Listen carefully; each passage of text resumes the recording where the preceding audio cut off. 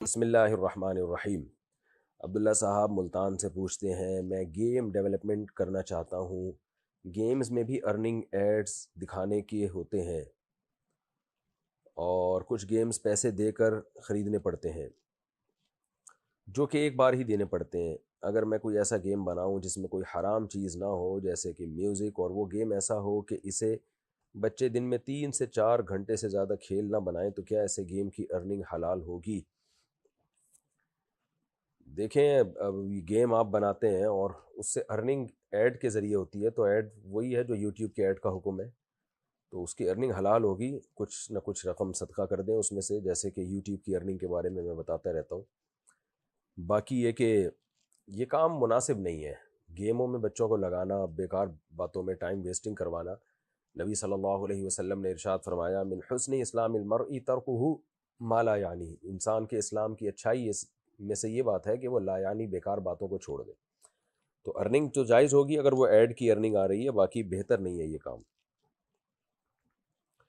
محمد Shoaib India سے، اگر شوہر بیوی کو 3 طلاق دے دے اور پھر شوہر بیوی دونوں ایک دوسرے کے ساتھ رہنے پر رضامند ہوں، تو پھر بھی عورت کو حلالہ اور عدت کرنی چاہیے؟ شوہر اگر بیوی کو 3 طلاقیں دے دے اور اس کے ساتھ رہنے پر راضی ہو، تو اس سوال پیدا ہوتا ہے پھر 3 طلاقیں دی کیوں ہیں آپ نے؟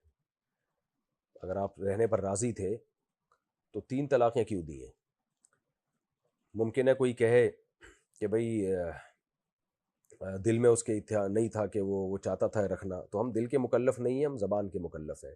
ایک آدمی بندوق سے کسی کو گولی مار دے اور کہے کہ میں نہیں چاہتا تھا یہ مرے، لیکن اب قدرت سے مر گیا تو میں کیا کروں، تو جھوٹ بول رہا ہے، اس کا مطلب ہے یہ مردوں کی شرارت ہوتی ہے، وہ 3 طلاقیں دیتے ہیں اور پھر بعد میں روتے دھوتے ہیں، ڈرامے کر رہے ہوتے ہیں، اور تاکہ جرم بھی ثابت ہو جائے اور سزا بھی نہ ملے ان کو۔ یعنی جرم تو ہو چکا ہے ثابت 3 طلاقیں دے کے، اور پھر گھننے بنے ہوئے ہوتے ہیں کہ میں تو چاہتا نہیں تھا، منہ سے نکل گئی، یہ ہو گیا وہ ہو گیا۔ بڑے بڑے لوگوں میں ہم نے لڑائیاں دیکھی ہیں، کبھی بھی اس طرح 3 طلاقیں منہ سے نہیں نکالتے وہ، تو یہ ڈرامے بازی ہوتی ہے۔ ایسی صورت میں عورت حلالہ کر کے، جو ایک تو حلالہ معاہدے کے ساتھ کرنا ہی حرام اور ناجائز ہے، لیکن کچھ عورتیں یہ کام کرتی ہیں، معاہدہ کر کے حلالہ کرتی ہیں، شوہر کی چکنی چپڑی باتوں میں آتی ہیں کہ میں موت اب اچھی زندگی گزرے گی، پھر دوبارہ وہی 3 طلاقیں ہوتی ہیں۔ تو اس لیے جب 3 طلاقیں ہو گئی ہیں تو اب شوہر یہ کہہ رہے ہیں نا میں تو رکھنا چاہتا ہوں، تو اس کو بولو کہ بکواس مت کرو، مجھے غصہ آ رہا ہے، اصل میں تھوڑی سی ابیوزو لینگویج استعمال کر رہا ہوں، کہ یہ ڈرامے کسی اور کے پاس جا کے بیان کیا کرو، اگر تم نے رکھنا ہوتا نا 3 دفعہ لفظ زبان سے نہ نکالتے تم۔ تو یہ ایسا ہی ہے جیسے کوئی بندوق کی گولی کسی کو مار دے اور بولے بھائی میں غصے میں آ گیا تھا میں نے چلا دی۔ تو اور میں مشورہ یہی دوں گا کہ اب جب طلاقیں ہو گئی ہیں، خاتون کو چاہیے کہ وہ کہیں اور نکاح کریں عدت کے بعد، اور اسی مرد کے ساتھ ہنسی خوشی زندگی گزاریں۔ اللہ کی قدرت اگر وہ دوسرا مرد طلاق دے دے، یا وہ مر جائے، یا خاتون کو اس دوسرے مرد کے ساتھ نہیں وہ زندگی اچھی گزر رہی، تو کسی بھی شوہر سے طلاق مانگی جا سکتی ہے، اگر شوہر دے دے تو کوئی حرج نہیں ہے، تو اس دوسرے مرد سے طلاق مانگ لی جائے بعد میں کہ بھئی میں آپ کے ساتھ نہیں رہنا چاہتی۔ وہ اگر طلاق دے دے ٹھیک ہے، نہیں دے تو پھر اسی کے ساتھ زندگی گزارے۔ بالفرض اگر وہ دے دیتا ہے طلاق، تو پھر عدت کے بعد جہاں چاہے نکاح کریں، پھر اللہ نے اجازت دی ہے پہلے شوہر سے بھی نکاح کر سکتی ہیں، کہیں اور بھی نکاح کر سکتی ہیں، لیکن پھر دیکھ بھال کے نکاح کیا جائے۔ اس طرح سے اگر کوئی حلالہ ہوتا ہے تو یہ تو جائز ہے، لیکن پہلے سے زبان سے یا تحریر سے معاہدہ کرنا تو یہ حرام ہے، ناجائز ہے۔ عبداللہ اکرم حاصل پور سے، کتنی دفعہ دنیا کا ٹائم رکا تھا؟ میرے خیال میں تو، میرے علم میں نہیں ہے کہ ایک دفعہ بھی رکا ہو دنیا کا ٹائم۔ جویریہ صاحبہ کراچی سے، میں ظہر کی نماز اپنے آفس کے کیبن میں بیٹھ کر پڑھتی ہوں، کھڑے ہو کر پڑھوں تو ساتھ والے کیبن کے سارے لوگ متوجہ ہوتے ہیں، کیا اس صورت میں بیٹھ کر نماز پڑھی جا سکتی ہے؟ نہیں جناب، فرض نماز کھڑے ہو کے پڑھنی پڑے گی، آپ اپنے چہرے کو ڈھانپ لیں، پردہ کر لیں، اس طرح سے نماز پڑھ لیں تاکہ کوئی متوجہ ہو بھی تو نہ دیکھے آپ کو، لیکن فرض نماز بہرحال کھڑے ہو کر ہی پڑھنی پڑے گی۔ جویریہ صاحبہ کراچی سے، مجھے آفس سے گھر جاتے ہوئے 1.5 گھنٹہ لگتا ہے، آج کل مغرب جلدی ہو جاتی ہے، گھر پہنچتی ہوں تو کیا اس وقت مغرب کی نماز پڑھی جا سکتی ہے یا وہ قضا کہلائے گی؟ اگر قضا کہلائے گی تو کیا میں راستے میں گاڑی میں نماز پڑھ سکتی ہوں؟ میں اکیلی ہوتی ہوں اور آگے ڈرائیور ہوتا ہے، اس صورت میں کیا بہتر ہے؟ آپ کو اتر کے نماز پڑھنی پڑے گی۔ اب گھر پہنچ کے نماز قضا ہو رہی ہے یا نہیں ہو رہی ہے تو میں نہیں بتا سکتا، آپ ٹائم دیکھ لیں، آج کل موبائل میں اپلیکیشن آ رہی ہیں جن میں مغرب کا ٹائم، ہر نماز کا ٹائم لکھا ہوا ہوتا ہے، عشاء کے ٹائم سے پہلے اگر آپ گھر پہنچ جاتی ہیں تو پڑھ لیں، اور اگر ایسا نہیں ہے آپ جب گھر پہنچتی ہیں تو عشاء کی نماز قضا ہو چکی، مغرب کی نماز قضا ہو چکی ہوتی ہے، تو پھر آپ کے لیے راستے میں گاڑی روک کے نماز پڑھنا فرض ہے۔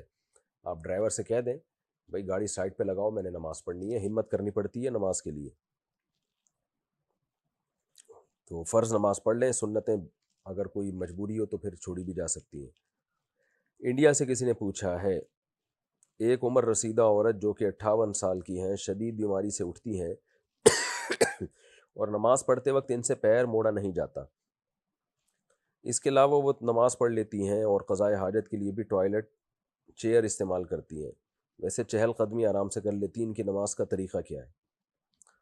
بھائی جس طرح سے ممکن ہے پڑھ لیں، نماز میں پاؤں موڑا نہیں جا رہا تو سیدھا کر لیں، قبلے کی طرف کر لیں پاؤں، تو کھڑے ہو کے پڑھ سکتی ہیں، کھڑے ہو کے لازمی پڑھیں، پھر بیٹھنا جائز نہیں ہے فرض نماز میں، اور اگر کھڑے ہو کے پڑھنا ممکن نہیں ہے تو پھر بیٹھ کے پڑھ لیں، پاؤں فولڈ کرنا ممکن نہیں ہے تو قبلے کی طرف پاؤں کر لیں سیدھا۔ اچھا بھائی،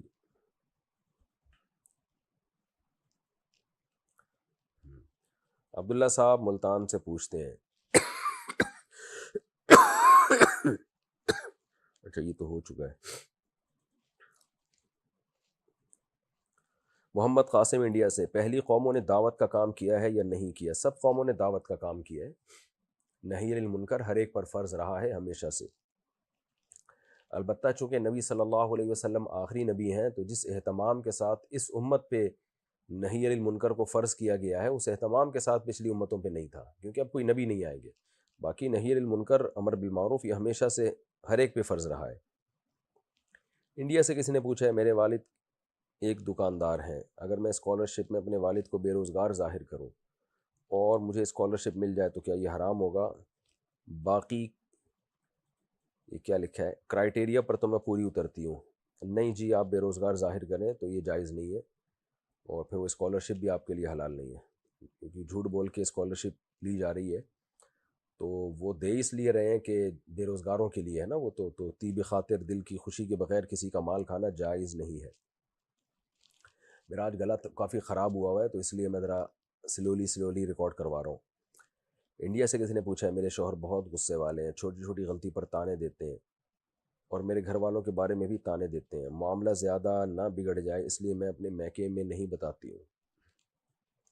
میرے شوہر مجھے کچھ بھی لا کر دیں تو احسان جتاتے ہیں کہ تو اس لائق نہیں، کوئی بھروسہ نہیں کہ کس وقت کس بات پہ بگڑ جائیں، مجھے بہت بے عزت کرتے ہیں، اگر میری غلطی نہ ہو اور میں جواب دوں تو مجھے مارتے بھی ہیں، میں بہت پریشان ہوں، رو رو کر میری طبیعت خراب ہو جاتی ہے، میری مدد کیجیے۔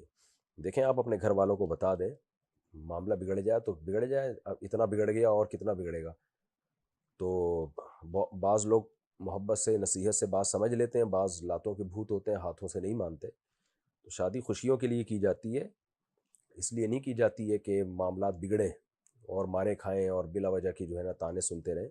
مجھے نہیں پتہ آپ سچ بول رہی ہیں غلط بیانی کر رہی ہیں، بعض دفعہ شوہر غلط بیانی کر رہا ہوتا ہے بیوی کے بارے میں، بعض دفعہ عورت غلط بیانی کر رہی ہوتی ہے، جو جب تک دونوں طرف سے حالات نہ سنے جائیں بات پتہ نہیں چلتی کہ اصل معاملہ ہے کیا۔ لیکن بہرحال اگر صحیح کہہ رہی ہیں آپ، جو کچھ آپ نے اپنے ہسبینڈ کے بارے میں بتایا وہ سچ ہے، تو پھر آپ کو چاہیے آپ اپنے گھر والوں کو بتائیں، اپنے بھائیوں کو، رشتہ داروں کو، مردوں کو، تاکہ وہ آپ کے شوہر کے جو نٹ بولٹ ہیں وہ ٹائٹ کریں اور ان کے سافٹ ویئر اپڈیٹ کریں۔ پاکستان سے کسی نے پوچھا ہے، بیماری کے لیے کوئی وظیفہ کر سکتے ہیں؟ ٹک ٹاک پر ایک مولوی صاحب تھے جو کہہ رہے تھے کہ 1,25,000 مرتبہ یا سلامو پڑھو تو کوئی بھی بیماری ہو وہ نکل جائے گی، تو یہ وظیفہ صحیح ہے یا نہیں؟ ان مولوی صاحب سے پوچھیں آپ نے کہاں سے نکالا یہ، ٹھیک ہے نا، ان سے پوچھیں اس کی دلیل کیا ہے۔ پاکستان سے کسی نے پوچھا ہے، میری تنخواہ اور بچت اتنی نہیں ہے کہ میں اور بیگم حج پہ جا سکیں، میرے والد نے میرے لیے 2 پلاٹ خریدے ہوئے ہیں، ان پلاٹوں سے مجھے کرایہ یا کسی قسم کی آمدنی نہیں ہوتی، اگر اس پلاٹ کو فروخت کر کے حج کے اخراجات نکل سکتے ہوں تو کیا میرے لیے ان پلاٹوں کو فروخت کرنا لازم ہے؟ اگر آپ کے والد صاحب نے آپ کے لیے خرید کے آپ کو ہینڈ اوور کر دیے، وہ قبضے میں دے دیے، تو پھر وہ آپ کی ملکیت میں، تو پھر آپ پر لازم ہے کہ ان پلاٹوں کو فروخت کر کے آپ حج کریں۔ اگر حج کی درخواستیں جب جا رہی ہوں گی نا اس وقت تک یہ پلاٹ آپ کی ملکیت میں رہیں گے اور استعمال میں نہیں آئیں گے، تو پھر آپ پر واجب ہے۔ ہاں اس سے پہلے آپ کرائے پہ دے دیتے ہیں یا کچھ اس میں بنا کے رہنا شروع کر دیتے ہیں تو پھر لازم نہیں ہے، لیکن جب ایک دفعہ حج فرض ہو جائے تو پھر ساقط نہیں ہوتا۔ ہاں پاکستان سے کسی نے پوچھا ہے، کچھ سال پہلے میرے دونوں پاؤں کے آپریشنز ہوئے تھے، ابھی بھی مجھے ننگے پاؤں اور جوگرز کے بغیر چلنے میں تکلیف ہوتی ہے، کیسی حالت میں حج یا عمرے میں احرام کے ساتھ جاگرز پہنے جا سکتے ہیں یا چپل یا سینڈل مرد کے لیے ہر حال میں پہننا لازم ہوگا؟ مجبوری میں پہنے جا سکتے ہیں، لیکن پھر ایسی صورت میں آپ کو دم دینا پڑے گا۔ تو کتنے دن تک آپ پہنیں گے سلے ہوئے جوتے، وہ اس کی ڈیٹیل کے بعد بتایا جا سکتا ہے کہ دم واجب ہے، کتنا واجب ہے۔ محمد حسنین ملتان سے، کیا کوئی ویڈیو گیم کھیل کر اس کے گیم پلے کی ویڈیو سے آنے والی کمائی جائز ہے؟ گیم کھیل کر اس کی ویڈیو مختلف سوشل میڈیا چینلز پر اپلوڈ کر دی جاتی ہے اور وہاں سے جتنے لوگ اس ویڈیو کو دیکھیں گے اتنی کمائی ہو جاتی ہے، کیا یہ جائز ہے؟ وہ اصل میں ایڈ کی کمائی ہوتی ہے، جتنے لوگ گیم دیکھتے ہیں اتنے لوگ ایڈ بھی دیکھتے ہیں، تو جتنے ایڈ دیکھتے ہیں کمپنیاں اتنے ہی پیسے دیتی ہیں، تو اگر اتنی صورتحال ہے تو پھر جائز ہے۔ محمد معاویہ خانپور سے، ہم جو باتوں باتوں میں اللہ کا واسطہ، رسول کا واسطہ یا صدیق کا واسطہ کہتے ہیں تو کیا ایسا کہنا جائز ہے؟ جائز ہے، اس کا مطلب یہ ہوتا ہے رسول کے واسطے کا کہ تم بھی نبی کے امتی ہو، میں بھی اس نبی کے امتی ہوں، تو ہم دونوں ایک ہی پیغمبر کے امتی ہیں، اس رشتے کا خیال کر لو، یہ نیت ہوتی ہے۔ تو اگر اس نیت سے کوئی کہتا ہے تو جائز ہے، اس کے علاوہ کوئی اور نیت ہے تو پھر جائز نہیں ہے۔ محمد حسنین ملتان سے بہت لمبا سوال پوچھا انہوں نے، کیا ویڈیو گیم کی اپلیکیشن بنا کر گوگل ایڈسنس سے کمائی لینا جائز ہے؟ ویڈیو گیم جیسے کہ آپ جانتے ہیں دور حاضر میں صرف وقت کا ضیاع نہیں رہا بلکہ کمائی کا بھی مستقل ذریعہ بن چکا ہے، ایسے میں مسلمانوں پر شریعت کا کیا حکم لاگو ہوگا؟ یہ وقت ضائع کرنے کا بہت بڑا ذریعہ ہے، کمائی کا ذریعہ تو اس سینس میں ہے کہ پیسے مل جاتے ہیں، لیکن لوگوں کا ٹائم ضائع کرا کے پیسے کمائے جا رہے ہیں، یوں کہنا چاہیے اس کو۔ تو اس لیے یہ نہیں کہا جائے گا کہ یہ ٹائم ویسٹنگ نہیں ہے بلکہ یہ تو کمائی کا ذریعہ ہے۔ بھائی کمائی کا ذریعہ غلط چیز کو بھی تو بنایا جا سکتا ہے نا۔ تو بہرحال ویڈیو گیم کی کمائی جائز ہے لیکن بہت ہی ناپسندیدہ، نامناسب ہے، کیونکہ ٹائم سب سے زیادہ قیمتی چیز ہے۔ الوقت انفس ما علیت بحفظہ واراہ اسہل ما علیک یضیع، شاعر نے کہا ہے کہ سب سے قیمتی چیز جس کی تم حفاظت کرو وہ ٹائم ہے، لیکن میں دیکھتا ہوں کہ تم سب سے زیادہ اسی قیمتی چیز کو برباد کرتے ہو، اس لیے ویڈیو گیم کے علاوہ کوئی اور کام کرنا چاہیے۔ بہرحال آمدنی حلال ہے کیونکہ وہ ایڈ کی آمدن آتی ہے، وہ میں کئی بار بیان کر چکا ہوں۔ اچھا یہ والا مسئلہ لمبا ہے۔ پاکستان سے کسی نے پوچھا ہے، میں ایک ٹریکنگ کمپنی میں کام کر رہا ہوں جہاں میں امریکہ میں ڈرائیور کے لیے سامان بک کرتا ہوں جو وہ ایک جگہ سے اٹھا کر دوسری جگہ پہنچاتے ہیں، میرا کام سامان لینا اور ڈرائیور کو دینا ہے، لیکن کمپنی کا مالک ایک دھوکے باز ہے، وہ ڈرائیوروں کے ساتھ اس طرح معاہدہ کرتا ہے کہ وہ 2 ہفتوں میں کمپنی چھوڑ دیتے ہیں اور معاہدے کے مطابق انہیں کافی رقم مالک کو ادا کرنی پڑتی ہے، ڈرائیور یہ جانتے بوجھتے ہوئے بھی کام پہ راضی ہو جاتے ہیں۔ اس سامان کے کرائے سے جو رقم مالک کماتا ہے وہ زیادہ تر ڈرائیوروں کو ادا نہیں کی جاتی، اور اگر کوئی مشکل حالات ہونے کے باوجود جاری رکھے تو وہ اسے کمپنی سے نکال دیتا ہے۔ مجموعی طور پر ڈرائیوروں کو ان کے کام کی ادائیگی نہیں کر رہے ہیں، وہ ڈرائیوروں کو ان کے کام کی ادائیگی نہیں کر رہے ہیں، کچھ ڈرائیوروں کو آدھی تنخواہ ملتی ہے، کچھ کو تنخواہ بھی نہیں دی جاتی۔ جب میں نے شروع کیا تو مجھے اندازہ نہیں تھا کہ وہ ایسا کر رہے ہیں، مجھے 3 مہینے پہلے پتہ چلا، اور میرا کام اس سے مکمل طور پر آزاد ہے جو وہ کر رہا ہے، میں اپنا کام کر رہا ہوں جس میں کوئی ایسی سرگرمی شامل نہیں ہے جو انہیں دھوکہ دیتی ہے۔ صرف ایک چیز جو مجھے لگتا ہے کہ میں غلط کر رہا ہوں وہ یہ ہے کہ میں نئے ڈرائیور کو نہیں بتا رہا ہوں کہ آپ کو آپ کے پیسے نہیں ملیں گے، اس کا کیا حکم ہے؟ میری کمائی ہوئی تمام رقم حرام ہے یا اس میں سے کچھ حلال ہے؟ مجھے نہیں معلوم کہ اس نے کتنی رقم ادا کی اور کتنی رقم ادا نہیں کی، کیونکہ وہ ڈرائیوروں کو کبھی تنخواہ دیتا ہے کبھی نہیں۔ کیا میں ان کے لیے کام کرنا چھوڑ دوں اور جو رقم میں نے کمائی ہے اس کا کیا ہوگا؟ آپ کا کام اگر جائز ہے، جو کام آپ کر رہے ہیں تو آپ کی تنخواہ حلال ہے، باقی وہ جو آپ کا سیٹ یا جو بھی کمپنی کا مالک ہے جو 2 نمبریاں کر رہا ہے وہ اس میں گنہگار ہو رہا ہے، حرام کر رہا ہے، ناجائز کر رہا ہے۔ باقی یہ کہ آپ کو بہتر یہی ہے کہ ایسے فراڈیوں کے ساتھ آپ جاب نہ کریں، چھوڑ دیں، صحیح اچھی حلال جاب تلاش کریں، تو اور ڈرائیوروں کو بتا دینا ہی بہتر ہے۔ اگر کوئی ڈرائیور آتا ہے نا، آپ کو پتہ ہے اس کے ساتھ دھوکہ ہوگا، تو مسلمان کی خیر خواہی کا تقاضا یہ ہے کہ چھپڑ میں لے جا کے چپکے سے اس کو بتا دیں۔ محمد حسنین ملتان سے، کیا ویڈیو گیم کی اپلیکیشن بنا کر گوگل ایڈسنس سے کمائی لینا جائز ہے؟ ویڈیو گیم جیسے کہ آپ جانتے، اچھا یہ تو ہو چکا ہے مسئلہ، دوبارہ انہوں نے یہی پوچھ لیا ہے۔ یورپ سے کسی نے پوچھا، ہم گھر لینا چاہتے ہیں، تو یہاں گھر لینے کے لیے بینک سے فائنینس کرنا پڑتا ہے، تو وہ سود نہیں ہے، کیا ہم فائنینس کر سکتے ہیں؟ حرام ہے بھائی، سود ہے، جو بھی سودی بینک ہیں وہ سودی سسٹم کے تحت ہی فائنینس کرتے ہیں، تو آپ اسلامی بینک کی طرف جائیں اگر ہے، ورنہ فی الحال کرائے کے گھر پہ گزارا کریں اور اللہ سے دعا مانگیں آپ۔ اللہ تعالیٰ آپ کی مشکل کو حل کرے۔ ام عمر کراچی سے، میرے پاس تقریباً 18 سے 20 تولے سونا ہے، میرے شوہر اس کی زکوٰۃ دیتے ہیں، میں چاہتی ہوں کہ سونا بیچ کر حج پر جاؤں، مگر میرے شوہر اس پر راضی نہیں ہوتے اور نہ ہی کوئی دوسرا محرم ہے جس کے ساتھ میں جا سکوں۔ تو برائے مہربانی مجھے بتائیے کہ ایسی صورت میں کیا کروں؟ مجھے بہت ڈر لگتا ہے کہ میری موت آ گئی تو یہ سونا میرے لیے وبال بن جائے گا۔ بالکل صحیح ڈر لگ رہا ہے آپ کو۔ 20 تولے سونا ہے تو آپ پر حج لازم ہے، جیسے ہی محرم کا انتظام ہو جائے آپ چلی جائیں۔ شوہر اگر ناراض بھی ہو تو شوہر کی ناراضی کی پرواہ نہ کریں، لیکن محرم کا ہونا بہرحال ضروری ہے۔ محمد صاحب پاکستان سے، اگر کوئی شخص مقروض ہو اور اس کی ملکیت میں ایک گھر ہے جس کو فروخت کر کے وہ اپنا پورا یا قرض کا کچھ حصہ ادا کر سکتا ہے وہ، اور اس کے ساتھ اپنی ضرورت کی رہائش کا انتظام بھی کر سکتا ہے، اس کے باوجود مقروض آدمی کا گھر نہ بیچنا اور قرض کی ادائیگی میں مزید تاخیر کرنا، جبکہ قرض خواہ مستقل طور پر اپنی رقم کی واپسی کا مطالبہ بھی کر رہے ہیں، کیا یہ شرعاً جائز ہے؟ یہ آج کل بہت سے لوگ کرتے ہیں، پیسے لے لیتے ہیں کاروبار میں ڈوب گئے تو اب واپس نہیں کرتے، کہتے ہیں ہم کہاں سے دیں۔ تو میرے بیانات میں بھی یہ بات ہے، بھائی آپ جس گھر میں رہتے ہیں اس کو بیچ کے آپ قرض ادا کرو۔ کہتے ہیں یہ گھر کیسے بیچیں؟ بھائی صاحب کرائے پر رہو آپ۔ تو اگر کوئی شخص کرائے پر رہ سکتا ہے اور اپنا گھر بیچ کے پورا یا آدھا قرضہ ادا کر سکتا ہے تو اس پر شرعاً لازم ہے کہ وہ گھر بیچ کے قرضہ ادا کرے۔ نبی صلی اللہ علیہ وسلم اس شخص کی نماز جنازہ نہیں پڑھاتے تھے جس کی موت اس حال میں ہو کہ اس پہ قرضہ ہو، اتنی شدید وعیدیں اس پر۔ شہید کا ہر گناہ معاف ہوتا ہے، حدیث میں آتا ہے، قرضہ معاف نہیں ہوتا۔ تو گھر بیچیں اپنا، یہاں جان اٹکی ہوئی ہوتی ہے دیواروں میں، یہی پھر حب دنیا ہے، دیواروں میں نا جان اٹکی ہوئی ہوتی ہے کہ یہ میرا گھر میرا گھر، قبر میں جائے گا تو پتہ چلے گا تیرا گھر کون سا تھا۔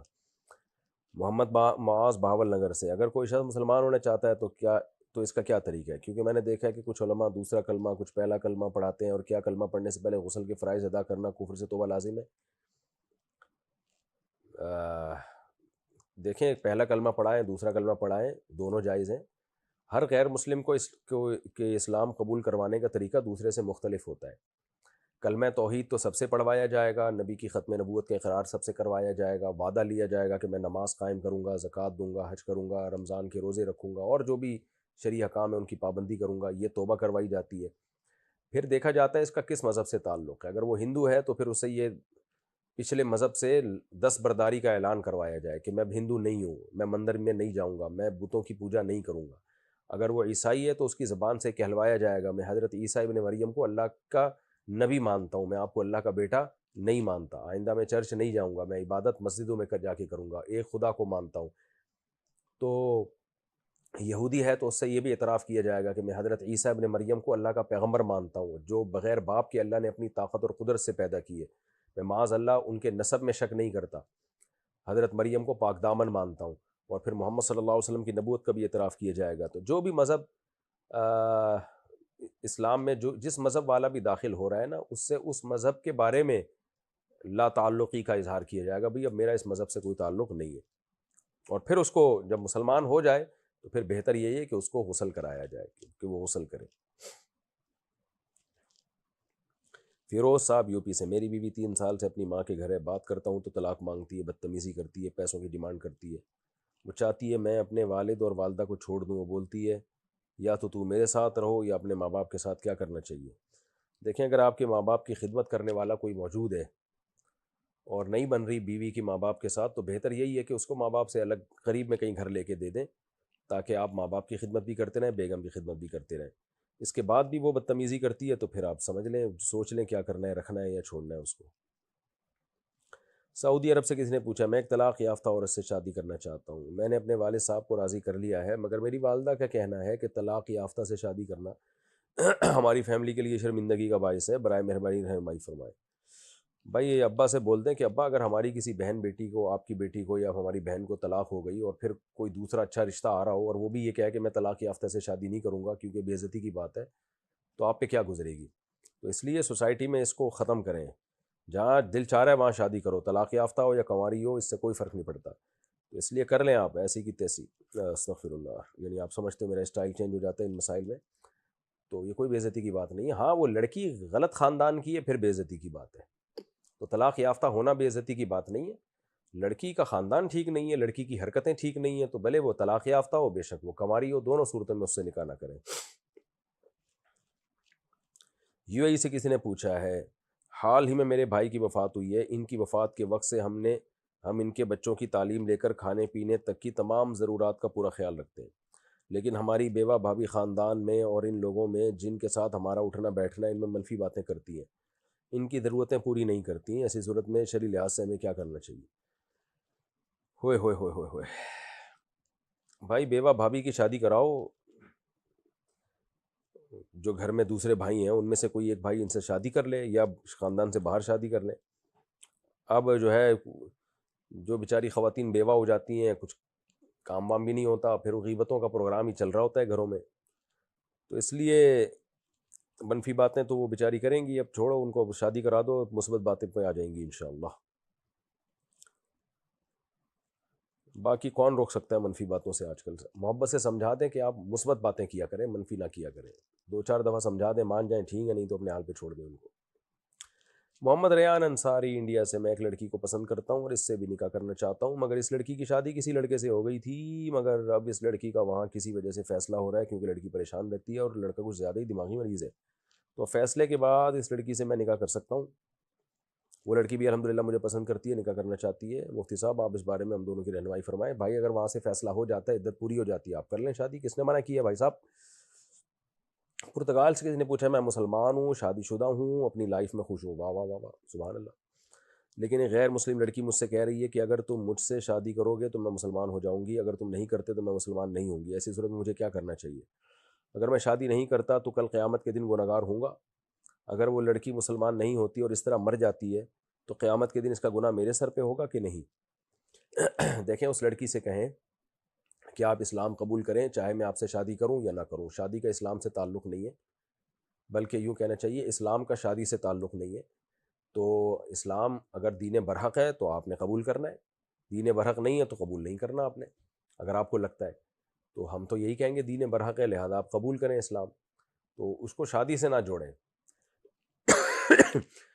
باقی یہ کہ بعض دفعہ یہ ہوتا ہے لڑکی کو دل سے اسلام پسند ہوتا ہے، لیکن اس کو ڈر یہ ہوتا ہے کہ اگر میں نے اسلام قبول کیا تو مجھے کوئی سہارا دینے والا نہیں ہے، تو مجھ پہ آزمائشیں بہت آئیں گی، تو ایسی صورت میں غیر مسلم لڑکی مسلمان لڑکے سے کہتی ہے بھائی میں اسلام لاتی ہوں لیکن مجھے کہیں سہارا تو ملے، مجھے کوئی بیوی تو بنائے، تو اگر ہم بیوی بنانے کے لیے تیار ہو تو پھر میں یہ قربانی دینے کے لیے تیار ہوں، اسلام لے آؤں گی، اگر بیوی بنانے کے لیے تیار نہیں ہو تو میں یہ آزمائش میں نہیں آ سکتی، تو بھائی اس خاتون سے کہیں کہ دیکھیں اگر یہ مسئلہ ہے نا تو پھر آپ اسلام قبول کر لیں، اس کو ظاہر نہ کریں دنیا کے سامنے، یہ بھی ہوتا ہے بعض دفعہ نا کہ اسلام قبول کر لیں، آپ کو پتہ ہے اگر بتا دیا اس نے تو بہت مارتے ہیں رشتہ دار، جان سے بھی مار دیتے ہیں بعض دفعہ، تو اس سے کہیں لڑکی سے کہ بھئی تم اسلام تو قبول کرو نا، کلمہ شہادت پڑھ لو، چھپ چھپ کے نماز پڑھا کرو، تو باقی اللہ معاف کرنے والا ہے، جب سمجھو کہ بھئی تم میں اتنی طاقت آ گئی ہے تو پھر اپنے اسلام کو نمایاں کر دو، ظاہر کر دو، تو اگر اس پہ بھی ایگری ہو جاتی ہے ٹھیک ہے، لیکن ہوتا یہی ہے کہ بعض دفعہ لڑکیاں یہ کہہ رہی ہوتی ہیں کہ بھئی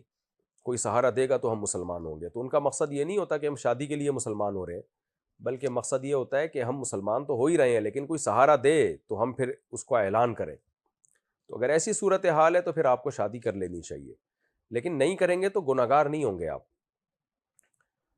یعنی یہ نہیں ہوگا کہ وہ اسلام نہ لانا آپ کے کھاتے میں ڈالا جائے گا، ہاں یہ ضرور ہے کہ ایک محرومی کی بات ہو جائے گی کہ ایک عورت کو مسلمان کرنے کا موقع ملا تھا، آپ نے ضائع کر دیا، نبی صلی اللہ علیہ وسلم نے فرمایا لَأَن يَهْدِيَ اللَّهُ بِكَ رَجُلًا وَاحِدًا خَيْرٌ لَكَ مِنْ حُمْرِ النَّعَمِ، کہ اللہ تمہارے ذریعے سے کسی ایک شخص کو بھی ہدایت دے دے، سرخ اونٹوں سے زیادہ یہ تمہارے لیے بہتر ہے، سرخ اونٹ اس وقت کی یوں سمجھ لیں کہ BMW آپ سمجھ لیں، تو بہت بڑی نعمت ہے یہ کہ آپ کے ذریعے اللہ کسی ایک کو ہدایت دے، تو یہ تو مسئلہ ہو گیا، بہرحال آپ شادی نہیں کرتے اور وہ کفر میں مرتی ہے تو آپ گناہگار نہیں ہوں گے، لیکن کر لیتے ہیں تو آپ کو بہت زیادہ ثواب ملے گا۔ لیکن ایک آخری بات یہ کہ اگر اس لڑکی کو اسلام دل سے پسند نہیں ہے، صرف شادی ہی کے چکر میں کر رہی ہے، یعنی ایسی صورتحال نہیں ہے جو میں نے بتائی ہے کہ اس کو خطرات ہوں، اسلام لانے میں یا نہ لانے میں کوئی خطرات نہ ہو اس کو، تو محض آپ سے شادی کے چکر میں کر رہی ہے، پھر نہیں کریں بھائی، پھر بولیں بھائی اسلام اللہ کا دین ہے، اس کے کسی کی شادی سے تعلق نہیں ہے، تو اس لیے پھر بولیں بھائی تم مسلمان ہونا ہے ہو، نہیں ہونا ہے نہیں ہو، شادی میری مرضی، کرنا ہوگا کروں گا، نہیں کرنی ہوگی نہیں کروں گا۔ عظیم صاحب انڈیا سے، کیا میں اپنے غیر مسلم دوست کو ان کی تہوار کی مبارکباد دے سکتا ہوں یا نہیں؟ غیر مسلموں کی جو تہوار ہوتے ہیں نا، جو مذہبی تہوار ہوتے ہیں، ان میں کسی طرح سے بھی شرکت جائز نہیں ہے، الا یہ کہ آپ کو کوئی خوف ہو، خطرہ ہو، تو نارملی اس کی اجازت نہیں ہے. بس ریزرو رہیں، نہ مبارکباد دیں، نہ کوئی غلط جملہ کہیں کوئی زبان سے، کوئی جس سے اس کو تکلیف ہو. محمد انس پاکستان سے، اگر کوئی شخص خدا نخواستہ کسی سید کو گالی دے تو کیا وہ کافر ہو جائے گا؟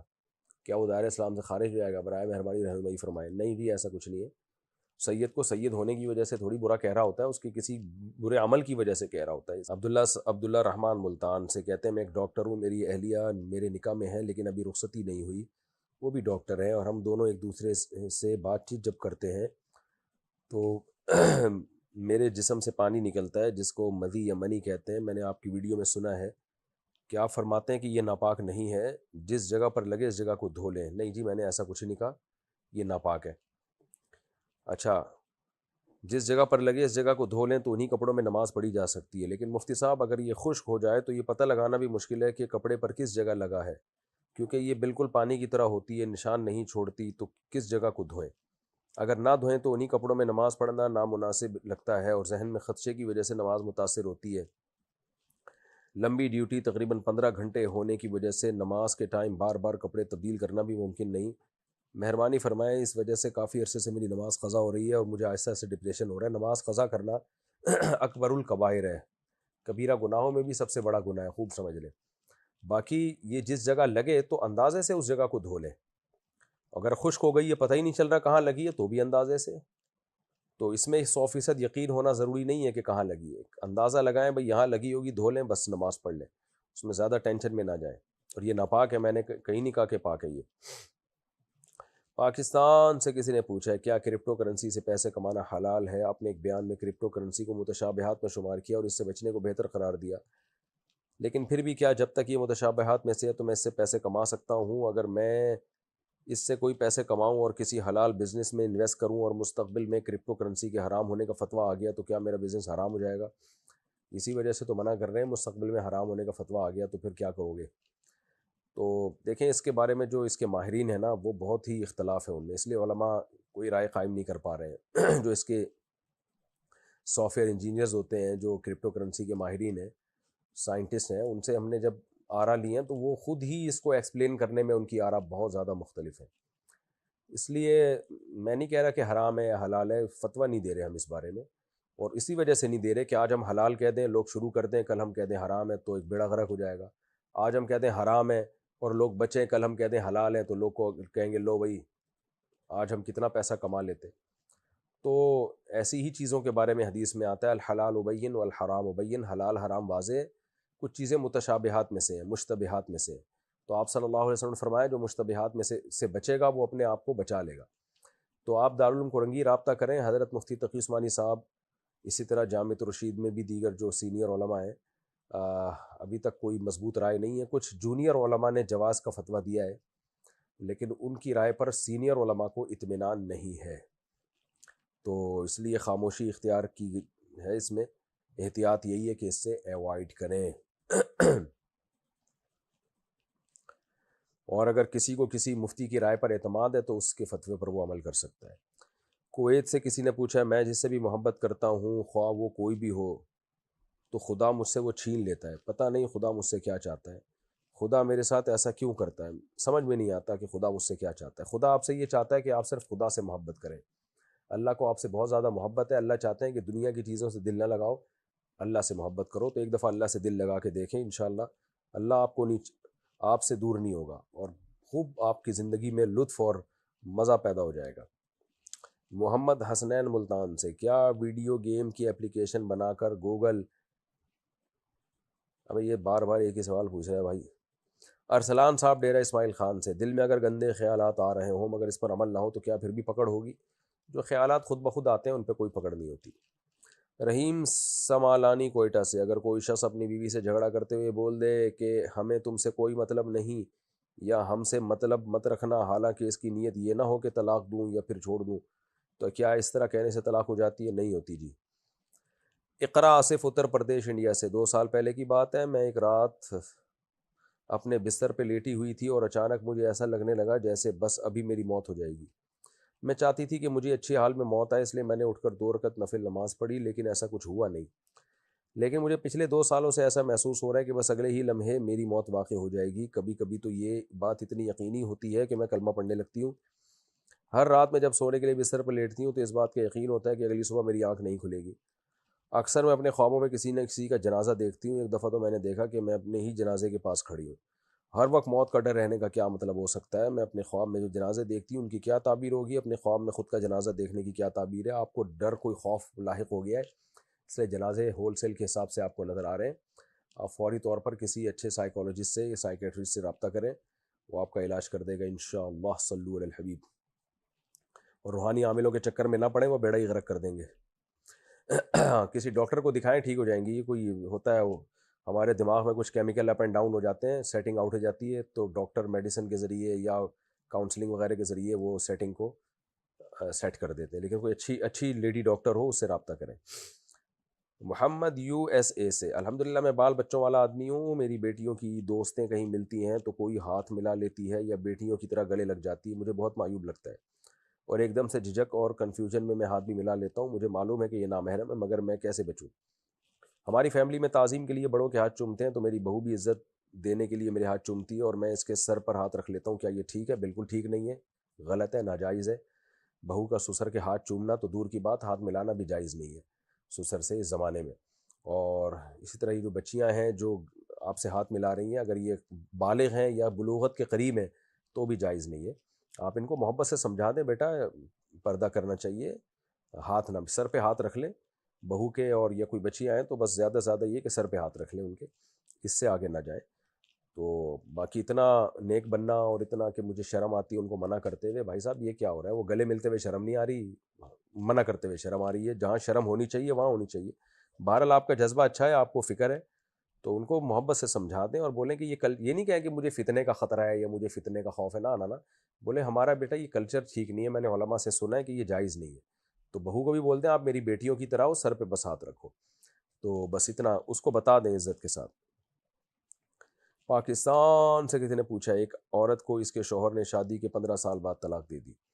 عورت 6 سال اپنے میکے میں رہی ہے اور اس دوران عورت نے کسی اور کے ساتھ اپنی مرضی سے نکاح کر لیا، لیکن رخصتی نہ ہوئی. گھر والوں اور رشتہ دار کے کہنے پر اثر 1.5-2 سال کے بعد لڑکی نے عدالت میں خلا کا دعویٰ دائر کیا. لڑکا سعودی عرب میں تھا، لیکن اس کو اس خلا کے دعوے کا علم تھا اور عدالت سے خلا ہو گئی. لڑکی کے پہلے شوہر نے بھی آگے کسی عورت سے شادی کر لی تھی. اب پہلے شوہر اپنی بیوی کو گھر لے آنے کی ٹھان لی پہلے شوہر نے، کیونکہ ان کا ایک بیٹا بھی ہے. عورت نے شرط رکھی کہ جس عورت سے شادی کی اسے طلاق دو، پھر سوچوں گی. مرد نے طلاق دے دی اور اپنی پہلی بیوی سے دوبارہ نکاح کر لیا، لیکن نکاح زبانی ہوا، گواہوں کی موجودگی میں ہوا. لڑکی کے گھر والے بھی شامل تھے، لیکن لڑکی کو ناحق مہر کا بتایا گیا، نہ دیا گیا، نہ ہی شوہر کا نام لے کر قبول کروایا گیا. بس شادی کے گواہان میں سے ایک نے لڑکی سے کلمہ پڑھنے کو کہا اور کلمہ پڑھوا کر چلا گیا. اب کیا اس لڑکی کا نکاح درست ہوا؟ پہلی بات تو یہ کہ اس خاتون نے جو عدالتی خلا لیا، پہلے تو وہ تحقیق کریں جو سعودی عرب میں جو بندہ ہے اس سے خلا لیا، وہ خلا شرعی طور پہ ٹھیک ہوا بھی کہ نہیں ہوا. تو اگر عورت نے کیس یہ کیا تھا کہ میں اپنے شوہر کے ساتھ رہنا چاہتی ہوں، شوہر کو بلا کے کہا جائے کہ یہ مجھے لے کے جائے اور میرے حقوق ادا کرے. تو اگر عدالت نے یہ کیا تھا اور پھر بھی شوہر نہیں آیا اور پھر عورت نے مطالبہ کیا کہ پھر مجھے طلاق چاہیے شوہر سے، شوہر نے طلاق بھی نہیں دی، پھر عدالت نے عورت کو خلا کی ڈگری پکڑا دی، تو پھر یہ ہو گیا خلا. لیکن اگر عدالت نے ایسا کچھ نہیں کیا، جیسے کہ عدالتوں کو تکلف کی ضرورت ہی نہیں ہے، عدالتوں کو آج کل عورت کو خلا کا کیس کرتی ہے، عدالت خلا کی ڈگری تھما دیتی ہے اس کے ہاتھ میں. صرف اتنا کام ہوا ہے تو پھر وہ سعودی عرب والے شوہر سے خلا ہوا ہی نہیں عورت کا، اس سے طلاق لینی پڑے گی. تو وہ پہلے خلا کے ڈاکومنٹس بھیجیں، وہ پڑھ کے فیصلہ کیا جائے گا کہ یہ سعودی عرب والے شوہر سے خلا ہوا بھی ہے کہ نہیں ہوا. بالفرض اگر وہ ہو گیا خلا، تو پھر جو دوسرا نکاح ہوا ہے تو اس میں عورت سے کلمہ پڑھایا گیا، اس کو پتہ تھا کہ میری شادی ہو رہی ہے، اور اس کو جب پتہ چلا کہ میری نکاح ہو چکا ہے، اس نے زبان سے انکار نہیں کیا، تو یہ اس کی طرف سے قبول ہی سمجھا جائے گا. لیکن یہ زیادہ امپورٹنٹ نہیں ہے کہ دوسرا نکاح ہوا کہ نہیں ہوا، پہلے امپورٹنٹ یہ ہے کہ سعودی عرب والے میاں سے خلا ہوا ہے کہ نہیں ہوا ہے. کیونکہ اگر اس کو پتہ ہی نہیں تھا یا اس کو پتہ تھا تو اس کو مہلت ہی نہیں ملی آنے کی یا صفائی بیان دینے کی، یا اس کو بیوی کو لے جانے کی مہلت ہی نہیں دی عدالت نے، تو پھر وہ خلا ہی ٹھیک نہیں ہوا ہے. رحیم سمالانی، اپنا شوق پورا کرنے کے لیے شکار کرنا، جانوروں پرندوں کو مارنا، زخمی کرنا، تکلیف دینا، پنجرے میں قید کرنا، کیا یہ دلیلوں سے ثابت ہو سکتا ہے کہ شکار جائز ہے یا پھر شکار ظلم ہے؟ دلیلوں سے یہ ثابت ہے کہ جانوروں کو اللہ نے انسان کے لیے پیدا کیا ہے، تو انسان اس سے فائدہ اٹھا سکتا ہے. ہاں ظلم نہیں کر سکتا بلا وجہ، کہ کوئی فائدہ ہی نہیں ہے اور آپ بلا وجہ جانور کو مار رہے ہو. یہ حدیث سے ثابت ہے، جیسے کسی نے بلا وجہ چڑیا بھی مار دی نا اور کھانے کی نیت سے نہیں، ویسے ہی تو وہ بھی گناہ گار ہوگا. اس طرح کی بہت ساری حدیثیں. آپ نے کتوں کو مارنے کا حکم دیا بلا ضرورت، کہ خام خواہ میں کتوں کو مارا جائے، تو جہاں ضرورت ہوگی وہاں مارا جائے گا. تو شکار بھی انسان کی ایک ضرورت ہے. نبی صلی اللہ علیہ وسلم نے فرمایا ارموا فإن أباكم كان راميا، کہ تمہارے باپ اسماعیل علیہ السلام وہ شکار کر کے کھایا کرتے تھے. تو اگر کوئی انٹرٹینمنٹ کے لیے بھی جنگل میں جاتا ہے اور شکار کرتا ہے، لیکن شکار کا مقصد کھانا ہو، یعنی اس جانور کو ضائع چھوڑنا نہ ہو، تو پھر یہ جائز ہے. اس کے ناجائز ہونے کی کوئی دلیل نہیں ہے، کیونکہ جانوروں کو اللہ نے پیدا انسانوں کے لیے کیا ہے. تو اگر آپ جاتے ہیں کسی جانور کا شکار کرتے ہیں، بے شک تفریح کے لیے ہی کرتے ہیں، لیکن آپ کی نیت یہ ہے کہ میں اس کو کھاؤں گا یا کسی غریبوں کو کھلاؤں گا، لوگوں کو دوں گا. جیسے کہ میں نے افریقہ کے جنگل میں جب ہرن کا شکار کیا، پہلی گولی پہ پہلے فائر پہ ایک ہرن کو مارا ہم نے، تو ذبح کیا، تو ہم نے وہاں جتنے مقامی لوگ تھے ان کو دے دیا اس کا گوشت، کہ وہ کھاؤ تم لوگ، تو وہ خوش ہو گئے. ہاں ویسے ہی مار مار کے بلا وجہ، جیسے صحابہ کرام میں بعض لوگ مرغیوں پہ نشانے بازی سیکھتے تھے، تو نبی نے اس عمل سے منع کیا کہ بھئی نشانے بازی کے لیے مرغیوں کو کیوں ہدف بنا رہے ہو، بے جان چیزوں کو ہدف بناؤ. مرغی کو جب شکار کرو جب کھانا ہو. اول تو مرغی کو گولی مارنے کی ضرورت ہی نہیں ہوتی یا تیر مارنے کی ضرورت ہی نہیں ہوتی، لیکن بہرحال ان کو کھانے کی نیت سے مارنا یا زخمی کرنا جائز ہے. باقی پنجرے میں قید کرنا ان جانوروں کو جائز ہے جو تھوڑے دنوں میں پنجرے میں مانوس ہو جاتے ہیں. بعض جانور کبھی بھی زندگی میں پنجرے میں مانوس ہوتے نہیں، وہ مر جاتے ہیں. آپ کو پتہ ہوتا ہے کہ میں نے اس کو پنجرے میں ڈالا تو یہ ٹینشن سے غم سے مر جائے گا. ایسے جانوروں کو قید کرنا جائز نہیں ہے. لیکن وہ پرندے، وہ جانور جن کو پنجرے میں ڈالا تو 2-4 دن تکلیف کے بعد وہ مانوس ہو جاتے ہیں، تو ان کو جائز ہے.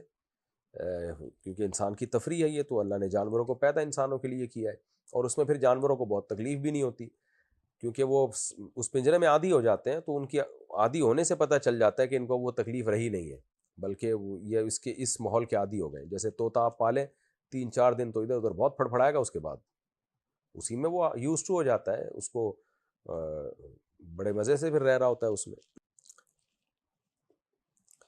رحیم سمالانی کوئٹہ سے، اگر آدمی کا انتقال ہو جائے تو ان کے لیے قرآن، کلمہ، تسبیح وغیرہ پڑھ کر ان کو اصالہ ثواب کیا جا سکتا ہے یا نہیں، اور ان کو ثواب پہنچتا ہے یا نہیں؟ مدلل جواب دیں. پہنچتا ہے جی، جائز ہے. کیونکہ حدیث میں آتا ہے کہ ایک صحابیہ کا انتقال ہوا، آپ نے فرمایا کہ ایک صحابیہ نے کہا ان امی توفیت عنی افاتصدق عنہا، یا رسول اللہ میری والدہ کا انتقال ہو گیا، کیا میں ان کی طرف سے صدقہ کر سکتی ہوں؟ آپ نے فرمایا ہاں. تو اس سے پتہ چلتا ہے کہ صدقہ بھی ایک نیکی ہے نا. تو جیسے اپنے لیے نیکی کی جا سکتی ہے، مرحوم کے لیے بھی نیکی کی جا سکتی ہے.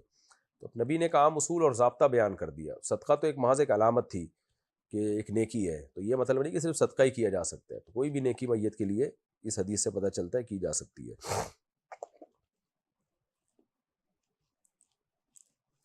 انڈیا سے کسی نے پوچھا، ایک لڑکا جس کی عمر 26 سال ہے، فیملی کی طرف سے رکاوٹوں کی وجہ سے وہ شادی نہ کر سکا کیونکہ اس کے بڑے بھائیوں کی بھی ابھی تک شادیاں نہیں ہوئیں. اس نے اپنے جذبات پر قابو رکھنے کی کوشش کی مگر ناکام رہا اور بدکاری کر بیٹھا.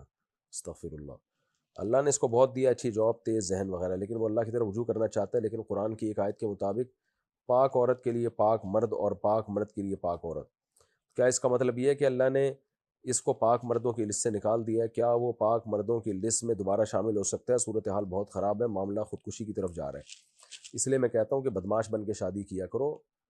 جب اللہ نے آپ کو ذریعہ آمدن دے دیا تو پھر اس میں کسی کی نہ سنو، ورنہ زنا کی طرف جاؤ گے. بہرحال اب بدکاری بہت بڑا جرم ہے، کر لیا، آپ توبہ کریں، روئیں اللہ کے سامنے، گڑ گڑائیں، معافی مانگیں. تو جو سچی معافی مانگ لے، سچی توبہ کر لے، گناہ چھوڑ دے، تو وہ اللہ کی نظر میں پاک دامن لوگوں میں ہی شامل ہے. تو اب ان سے کہیں نکاح میں تاخیر نہ کریں اور پرانے گناہ کو بھول جائیں، بس اب جلد سے جلد نکاح کریں. بنت محبوب پاکستان سے، میرے شوہر کے والدین ہمارے درمیان طلاق چاہتے تھے. میرے شوہر تعلیم یافتہ نہیں ہے، وکیل کی مدد سے طلاق کے پیپر تیار کرائے گئے. میرے شوہر اپنے والد کی دکان میں کام کرتے ہیں، لہذا انہیں ہمیشہ ڈر رہتا ہے کہ والد نے اگر گھر اور دکان سے نکال دیا تو کیا ہوگا. کیونکہ وہ ذہنی طور پر طلاق پر راضی نہیں تھا، اس لیے وہ ایک طلاق ہی دینا چاہتا تھا، اور اس کے خیال میں پیپرز میں ایک طلاق ہی لکھی ہوئی تھی. پیپر پر دستخط کرتے ہوئے اس کو معلوم نہیں تھا کہ پیپر میں 3 طلاقیں لکھی ہوئی ہیں. اس نے پیپر پہ دستخط کر کے مجھے بھیج دیے. کیا اس طرح والدین کے دباؤ کی وجہ سے زبان سے طلاق کے الفاظ نکالے بغیر اور پیپر پر 3 طلاق کا معلوم نہ ہونے کی وجہ سے طلاق ہو گئی ہے کہ نہیں ہوئی ہے؟ دیکھیں پیپر پہ 3 طلاق لکھی ہوئی ہوں تو بے شک آپ کو معلوم نہ بھی ہو، آپ نے سائن کر دیے تو ہو جائیں گی، آپ کو پڑھیں تو صحیح نا اس پہ کیا لکھا ہوا ہے. کوئی پڑھنے ہی نہ دے رہا ہو تو ایک الگ بات ہے. تو یہ عجیب بات ہے، طلاق نامہ آپ کے سامنے آئے اور آپ بغیر پڑھے سائن کر رہے ہو. اس لیے پیپر پہ 3 طلاقیں لکھی ہوئی تھیں، دے دی ہیں تو ہو گئی ہیں تینوں طلاقیں. باقی دباؤ کتنا تھا شوہر پر، کیا خطرات تھے. نارملی تو لکھنے سے بھی طلاق واقع ہو جاتی ہے، تھوڑا بہت دباؤ ہوگا تو بھی ہو جاتی ہے طلاق. لیکن اگر بہت زیادہ دباؤ ہو، جان کا خطرہ ہو، یا کوئی بہت ہی زیادہ ٹینشن، یعنی ایک اچھا خاصا دباؤ ہو جس سے کچھ خطرات لاحق ہوں اپنے یا اپنے والدین کی جان کے، تو پھر اس میں تحریری طلاق نہیں ہوتی. اب وہ دباؤ کی کیفیت کیا ہے، تو آپ کے شوہر کو چاہیے کہ وہ سوال بھیجیں تو، اور فون نمبر بھی ڈال دیں اس پہ، تو ان سے فون کر کے ہم پوچھیں گے کیا کیا خطرات لاحق تھے. تو بہت شدید اگر دباؤ ہو تو پھر ریٹن طلاق نہیں ہوتی، زبان سے تو بہرحال ہو جاتی ہے. تو وہ دباؤ کیا تھا وہ، اور ان کی نیت تھی نہیں تھی، یہ سب باتیں شوہر سے ڈائریکٹ رابطہ کیے بغیر بتائی نہیں جا سکتی.